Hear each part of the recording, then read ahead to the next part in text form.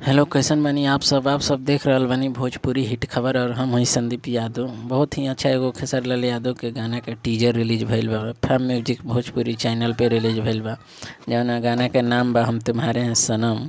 एक गाना के वीडियो रिलीज हुई कल 31 मई 2021 6:30 पे रिलीज हुई।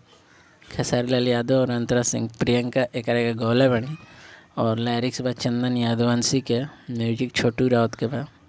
लाइक मिल चुकल बा 20,000 से ज़्यादा, 4 लाख से ज़्यादा एकरा भी मिल चुकल बा।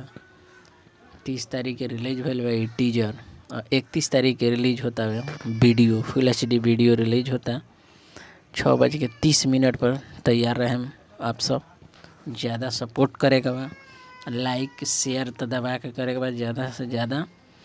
और चैनल पर नया बनी तो चैनल को ज़रूर सब्सक्राइब करें, लाइक करें और बेल घंटी दबाएं ताकि सब नोटिफिकेशन आप तक पहुंचत रहे।